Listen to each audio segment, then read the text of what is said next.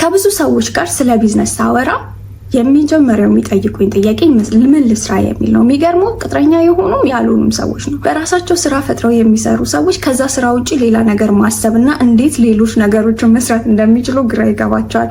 በጣም የሚያሳዝነው ነገር ግን ቅጥረኛ የሆኑ ሰዎች ከስራቸው በስተጎን ሳይድ ሀስል የምንለውን ስራ ጀምረው መስራት ይፈልጋሉ። ሀኤቨር እንዴት መጀመር እንዳለባቸው ወይም ያ ሲስተም ውስጥ እንዴት መግባት እንዳለባቸው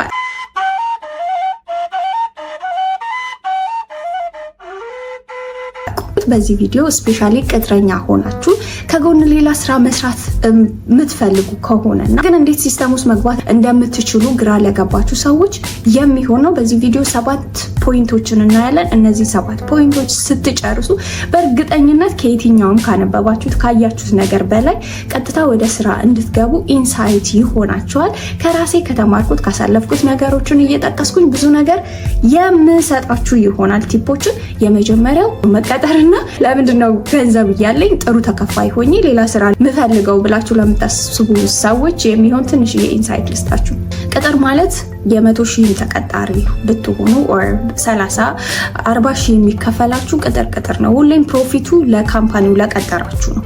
ሁሌም ደግሞ ሁለት ነገሮች አንድ ላይ ይሄዳሉ።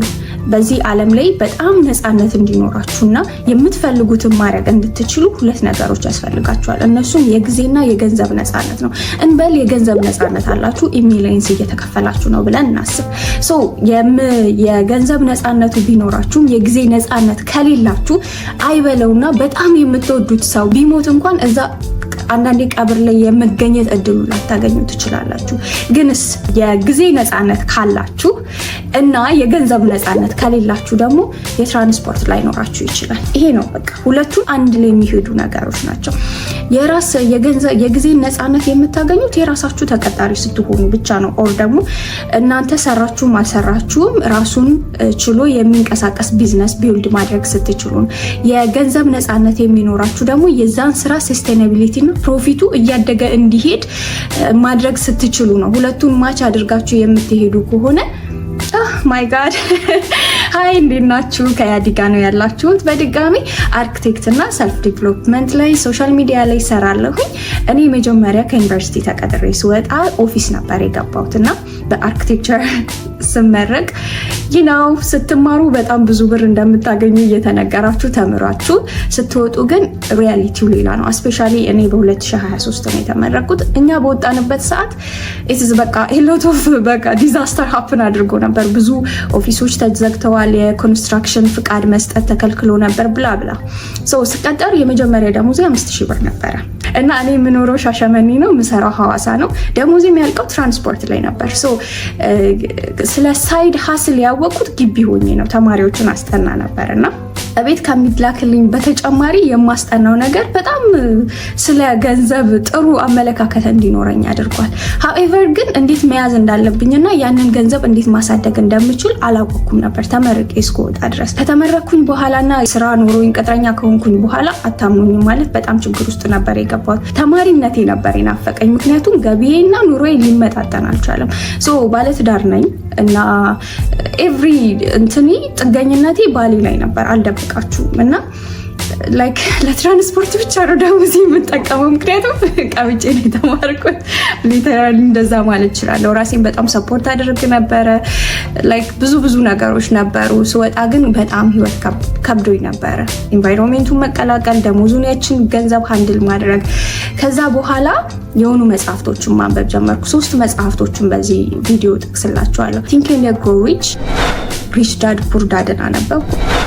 ከሁለቱ መጽሐፍ በፊት ያነበብኩት The Power of Your Subconscious Mind ነው እና ስለራሴ ስለ አይምሮ ያለውን ፓወር፣ ስለራሴ እግዚአብሔር የሰጠኝን ምን ያህል ፓወርፉል እንደሆንኩኝ ያንን ከተረዳው በኋላ እነዛን የገንዘብ መጽሐፍቶችን አነበብኩ። ኮምፕሊትሊ ነበረ ህይወቴ የተቀየረው።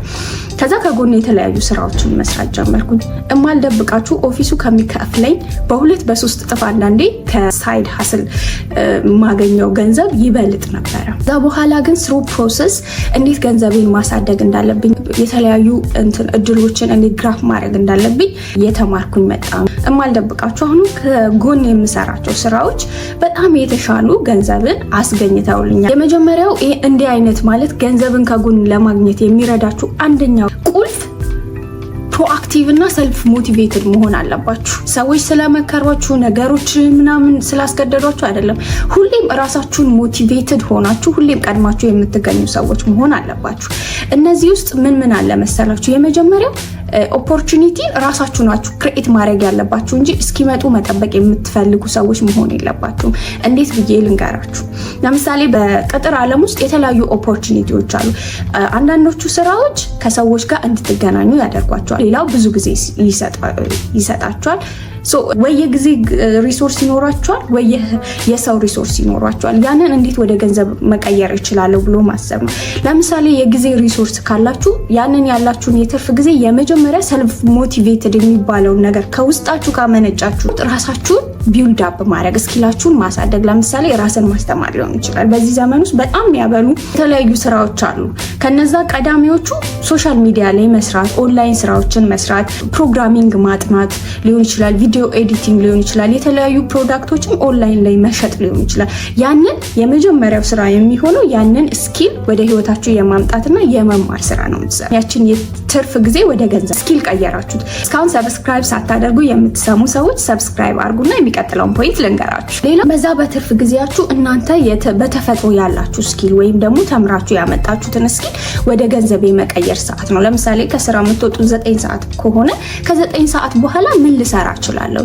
ኢትስ ኖት አባውት ዘ መኒ። መጀመሪያ የሚከፈላችሁ ገንዘብ ትንሽ ሊሆን ይችላል፣ ግን ያንን የመጀመሪያ ውሳኔ ወስናችሁ ወደ ስራ ተጨማሪ ስራ ከገባችሁ በኋላ አይምሯችሁ ራሱ ብር ሲያገኝ ኢትስ ሪዋርድ ፎር ለሜንታላችን ማለት ነው። ስለዚህ ያንን ገንዘብ እየወደደ በመጣ ቁጥር ሞር መኒ እንዴት ሜክ ላድርግ የሚለው ላይ አይምሯችሁ ራሱ በደንብ እየሰራ ይመጣል። መጀመሪያ የምትሰሩት ስራ በወር ውስጥ 2000 3000 ከሆነ የሚያስገኛችሁ በእርግጠኝነት ሁለተኛና ሶስተኛ ወር ላይ በዚህ ሰዓት የተሻለ ገንዘብ የሚያስገኘኝ ሌላ ስራ ምንድነው ብላችሁ ማሰብ ትጀምራላችሁ ማለት ነው። ሰልፍ ሞቲቬትድ ሆናችሁ ወደ እርምጃ ስትገቡ ያን ነው። ሌላው ከብዙ ሰዎች ጋር የሚያስተዋውቋችሁ ከሆነ ስራችሁን እዛው ሳትለቁ እየሰራችሁ ምን አይነት ስራ መስራት እችላለሁ፣ ምን አይነት ኔትወርክ መፍጠር እችላለሁ፣ ከሰዎች ጋር እንዴት ኮአፕ አድርጌ የሆነ ነገር ክሬት ማድረግ ለራሴ እችላለሁ የሚለውን ነገር ከነዛ ካላችሁ ያላችሁን ሰዎች ሪሶርሶች በመጠቀም ወደ ገንዘብ የመቀየር ነው። ይሄንን የመጀመሪያ መነሻችሁን ደግሞ እንዲቆምና ህይወት እንዲኖረው የሚያደርገው ዲሲፕሊን ያስፈልጋችኋል። ያ ሩቲን ውስጥ መቆየት መቻል አለባችሁ። ተመሳሳይ ነገር ለምሳሌ በዚህ ወር ሰርታችሁ በዛ ወር የምታቆሙ ከሆነ የሆነ ታይም ላይ አይምሯችሁ ራሱ በራሱ ጊዜ በእናንተ ተስፋ መቁረጥ ይጀምራል። ያ ከሆነ ደግሞ ማንም ሞቲቬት ሊያደርጋችሁ አይችልም። ራሳችሁን የምታነሳሱት ወይም ደግሞ ይሄ ሞቲቬትድ የምትሆኑት ሰው በነገራችሁ ወይም በሁኔታዎች ሳይሆን በራሳችሁ አቺቭመንት መሆን አለበት። ለምሳሌ ከዚህ በፊት 5000 ብር ወይም ደግሞ 10000 ብር ከሆነ በወር የሚከፈላችሁ ከጎን የሆነ ስራ የ5000 ብር ከሰራችሁ ያ በወር ሲመጣ 15000 ብር ይሆናል። ያ ራሱ አንድ ሞቲቬሽን ነው ለራሳችን የምንሰጠው። በሰራ የተሻለ ነገር አገኛለሁ ብላችሁ እንድታስቡ ሰፖርት ያደርጋችኋል። በሁለተኛ የምናየው ነጥብ ሁሌም ማይንዳችሁ የሚያድግና ለመማር ክፍት መሆን አለበት። ኦፕን ማይንድድ መሆን አለባችሁ። ሚስቴካችሁን አክሰፕት የምታደርጉ ሰዎች መሆን አለባችሁ። ስራ ወጣችሁ ስትሰሩ ግንኙነታችሁ ላይ ግጭት ሊፈጠር ይችላል። ስህተት ልትሰሩ ትችላላችሁ። ኦር ደግሞ እናንተ እየተራመዳችሁበት ያለው መንገድ ትክክል ላይሆን ይችላል። ኦፕን ማይንድድ ካላችሁ እና ትምህርትን የሚቀበል አይምሮ ካላችሁ ትላንት የሰራችሁትን ዛሬ አትደግሙትም። ግንኙነታችሁ ላይ ስህተት ቢፈጠር ይቅርታ የመጠየቅ ካሬጁ ይኖራችኋል። ሁል ጊዜም ቢሆን ለመማር ክፍት የሆነ ለምሳሌ ዛሬ የወጣችሁት አንድ ልጅ ልታስጠኑ ሊሆን ይችላል። በመንገዳችሁ የሆነ ነገር አውጥተው ሰርተው ሲሸጡ ብታዩ ሁሌም የመማር አይምሮ ካላችሁ ያንን ስኪል ቴክ የማድረግ አቢሊቲው አብሯችሁ ይኖራል። የምትሄዱበት ቤት ውስጥ የሆነ ቢዝነስ የሚሰሩ ሰዎች ከሆኑ እንደዚህም አይነት ነገር አለ ብሎ አይምሯችሁ አንድ ስቴፕ አፕግሬድ ሆኖ ይመጣል። ሁሌም ሰልፍ ሞቲቬትድ ሆናችሁ ስራችሁን ብትሰሩ ኦፕን ማይንድድ እና የመማር ፍቃደኛ ካልሆናችሁ ያንን የተነሳችሁበትን ሞቲቬሽን ስራውን የማስቀጠል አቅሙ አይኖራችሁም። ሁለቱ ነገሮች የተገናኙ ናቸው። በሶስተኛነት የምናየው ያንን ሁለት ነገሮች ካረጋችሁ በኋላ ሪዚለንት እና ፔሸንስ በጣም አስፈላጊ ነው። በአንዴ ወደ ገንዘብ በአንዴ ወደምታስቡበት ህልም ውስጥ የሚከታችሁ ነገር የለም። ለዚህ መማሪያ ጥሩ ዩቲዩብ ነው። ለምሳሌ ዛሬ ዩቲዩብ ብትከፍቱ በአመት ውስጥ ወይም በ6 ወር ውስጥ ላይ ከፍላችሁ ይችላል። በጣም ስኬታማ ሰዎችን ብታያቸው 10 ምናምን አመት ላይ ፈጀባቸው ዛሬ ሚሊየንስ ሰዎች ሰብስክራይብ እንዲያረጓቸው። ሶ አንዴ ውጤቱን ላታዩት ትችላላችሁ። ግን ሁሌ የምትለኩት ምንድነው ከትላንትና ዛሬ ምን ኢምፕሩቭ አድርጌያለሁ፣ ምን ቫልዩ በህይወቴ ጨምሬያለሁ። ሶ ሁሌም ፔሸንስ በጣም አስፈላጊ ነው። ውጤታችሁን ልክ እንደ ቀርከሃ ብዙ አመት መሬት ውስጥ ይቆይና በትንሽ ወራት ውስጥ ነው አይደል እድግ የሚለው። አንዳንድ ጊዜ የምንወስደው ፕሮሰስ እና ሲስተም የምንማርበት ይሆናል። ስኬታችንና የሚገለጠው ያ ሪዛልት አት ዘ ኢንድ ሊሆን ይችላል። ሶ በአንድ ተስፋ ሳንቆርጥ በትዕግስት መቀጠል ይኖርብናል። በዚህ ሲስተም ውስጥ ብዙ ጊዜ ከጎን የምትሰሩት ስራ ታይም በቂ ላይሆን ይችላል። ፈለግነው አስፍተን ላናስቀጥለው እንችላለን። በዛ ላይ ከላይ ደግሞ የቀጠረን አካል አለ። በሱ ሩቲን በሱ እቅድ ውስጥ ነው የምንመላለሰው። ባለችን ትንሽ ትርፍ ጊዜ ነው የምንቀሳቀሰው። ሶ ይሄ ሁሉ የሚይዙን ነገሮች ስላሉ ከጎን የምንሰራውን ስራ ውጤት የምናየው ጊዜ ወስዶብን ሊሆን ይችላል። ግን ከኛ ትዕግስት በጣም አስፈላጊው ነገር ነው። አራተኛው ሪሶርስፉል እና አዳፕታብል የሆነ ማይንድ ሴት ያስፈልገናል። ያ ማለት ምን መሰላችሁ? ችግሮችን ለመፍታት የተለያዩ መንገዶችን የምንጠቀም አልቲሜት የሆኑ አማራጮችን ማየት የምንችል ሰዎች፣ ከዛ ደግሞ የመጣብንን ቻሌንጅ አዳፕት ማድረግ፣ ያንን አዳፕት አድርጎ መቀጠል። ይህን በቀላሉ ለምሳሌ ቅጥር ስራችን በተጨማሪ ግራፊክስ ዲዛይን እንደ ሳይድ ሀስል አድርገን እየሰራ ነው እንበል። ያንን ስትሰራ ቀላል ነገር አይደለም። እንቅልፋችንን መተው ሊኖርብን ይችላል። ከስራ ወጥተን ታክሲ ላይ የምናሳልፈው ጊዜ አለ። ከዛ በኋላ ቤታችን ገብተን ለረጅም ሰዓት ኮምፒውተራችን ላይ የምናፈጥ፣ በዛ ተያይዞ ደግሞ ወገባችንን ሊያመን ይችላል ምናምን። ሶ ፖሲብል የሆኑ ሶሉሽኖች ምንድን ናቸው? ጠዋት ስንነሳ የተወሰነ የሰውነት እንቅስቃሴ ማድረግ ሊሆን ይችላል። ሌላው ምንድነው? እንቅልፋችንን ትንሽ መቀነስ ሊሆን ይችላል። ሶ ያንን አይነት ፖሲብል የሆኑ አማራጮችን መጠቀም የምንችል ሰው መሆን አለብን። ሳይድ ሀስል ሁሌም ስንሰራ ታይም ማኔጅመንታችን ላይ ፎከስ አድርገን መስራት ግዴታ ነው። ምክንያቱም ሳይድ ሀስል አንዳንዴ ፐርሰናል ላይፋችን ላይ ይገባል። ያለን የቤተሰባችንን ጊዜ የራሳችንን ጊዜ ሊሆን ይችላል የምንጠቀመው። ቅድሚያ መስጠት ያለብንን ነገር ቅድሚያ መስጠት መቻል አለብን። ታይም ማኔጅመንት ኢዝ በጣም ኢምፖርታንት እና ክሩሻል የሆነ ነገር ነው። አንዳንዴ ቅድሚያ መስጠት ያሉብን በጣም አስፈላጊ ስራዎች አሉ፣ ግን መስራት ያለብን ግን በጣም የማያስፈልግ ስራ አለ። እነዛን ስራዎች መለየት መቻል አለብን። ያንን ለማድረግ ደግሞ ክሊር የሆነ ጎልና ዴድላይን እንድናስቀምጥለት ይገባል። የሆነ ስራ ወሰድን ከጎን እየሰራን ነው። ሶ ያ ስራ ይሄንን በዚህ ጊዜ ይሰራለሁ ብለን እቅድ ካላወጣንለት እና ዴድላይን ከሌለው መቼ እንደምንጀምረው መቼ እንደምንጨርሰው አናውቅም። ሶ በዛ ውስጥ ደግሞ ምንም አይነት ሌሎች እቅዶችንም ማቀድ አንችልም ማለት ነው። ሁለት ነገር ነው የምናጣው። የራሳችንንም የግል ህይወታችንንም እረፍታችንንም እናጣለን። ዋናው ስራችንን ላይም ፎከስ አድርገን መስራት አንችልም። ሁሌም የምንሰራው ስራ ቫልዩ ሊኖረው ይገባል። ቫልዩ ማለት ለሰዎች ጥቅም ህይወት ያለው እስካም መሆን የለበትም። ስድስተኛው ፖይንት ነው። ይህ ስራ ስንሰራ ምን ይፈጠራል መሰላችሁ? አንደኛ ከከስተመሮቻችን ጋር ያለን ሪሌሽንሽፕ ጠንካራ የሆነ ቦንድ ይኖረዋል። ቦንድ አለው ማለት ያንን ስራ ደግመን የመስራት እድላችንን አስፍተነዋል ማለት ነው። ከስተመሮቻችን በእኛ ላይ ተአማኒ ወይም ያምኑናል። እነሱ ብቻ አይደለም ደግሞ የሚያሰሩን፣ ለሌሎች ሰዎችም ሪኮመንድ የሚያደርጉን ሰዎች ይሆናሉ። ያ ማለት የኛ ቢዝነስ ሪስፔክትድ የሆነ ሰዎች የሚያምኑት የሚያከብሩት ስራ ይሆናል። ያንን የምናደርገው ሪል የሆነ ቫልዩ ያለው ስራዎችን ስንሰራ ነው።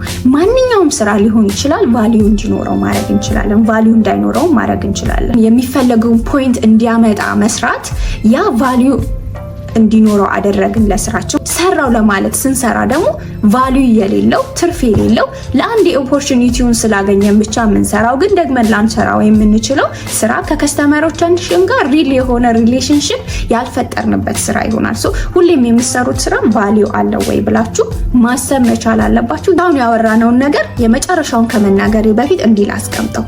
የመጀመሪያው መነሻ ፖይንታችሁ ሰልፍ ሞቲቬትድ ሆናችሁ ስራችሁን ጀመራችሁ። አሁን ስራችሁን እየሰራችሁ ነው። በዛ ስራ ውስጥ ደግሞ በየጊዜው አዳዲስ ነገሮችን እየተማራችሁ ነው ያላችሁ። ያ ውጤት እስኪያመጣ ድረስ ትግስት አላችሁ። እዛ ደግሞ የሚመጣባችሁን ፈተና አዳፕት እያደረጋችሁ የችግር መፍቻ አማራጮችን እየተጠቀማችሁ እየተወጣችሁት ነው። ዛሬ ታይም ማኔጅመንት አላችሁ። ያ ማለት ምንድነው? በደንብ ከራሳችሁ ጋር ከቤተሰባችሁ ጋር እና ከዋናው ስራችሁ ጋር ያላችሁን ታይም አውጥታችሁ ቅድሚያ መስጠት ላለባችሁ ቅድሚያ እየሰጣችሁ እየሰራችሁ ነው ያላችሁት። ከሁሉም በላይ ስራችሁ ለከስተመራችሁ ቫልዩ አለው። ኢቭን እናንተ ብትፈልጉ እንኳን ከስተመሮቻችሁ ስራችሁን እንድታቆሙ አይፈልጉም። የመጨረሻው ምንድነው የሚሆነው? ይሄንን ሁሉ ካደረጋችሁ ስኬታማ የምትሆኑት መጨረሻ ምንም ይሄንን ፖይንት ተጠቅማችሁ ፋይናንሻሊ ስማርት ካልሆናችሁ ቫልዩ የለው። የምታገኙትን ብር በሙሉ በአንዴ ውድም ካረጋችሁ ምን ዋጋ አለው? ይህን ሁሉ መንገድ ብትመጡ። ፋይናንሻሊ ስማርት መሆን ማለት ምን ማለት መሰላችሁ? ያላችሁን ወጪ በስርዓት መጠቀም መቻል። ላይ ኢንቨስት ላርግ ስፔሻሊ ከትንሽ ቢዝነስ ምን መጀመር እችላለሁ የሚለውን ማወቅ የምትፈልጉ ከሆነ ኮሜንት ላይ አስቀምጡልኝ። ቀጣይ ቪዲዮ ሰራላችኋለሁ። በትንሽ ገንዘብ የምትጀምሯቸውን ትንንሽ ቢዝነሶች ይዤላችሁ እመጣለሁኝ። ምክንያቱም እኔ የምሰራቸው ትንንሽ ቢዝነሶች ቤቴ ውስጥ ሆኜ የምሰራቸው ስራዎች አሉ። እነዛን ሼር ማድረጋችሁ ይሆናል። ቤተሰብ ያልሆናችሁ ሰዎች ሰብስክራይብ ጽሑፏን በመጫን የደውል ምልክቷን በመጫን ቤተሰብ ሆኖ ከያዲ ጋር ነበራችሁ። ሰላማችሁ ይብዛ።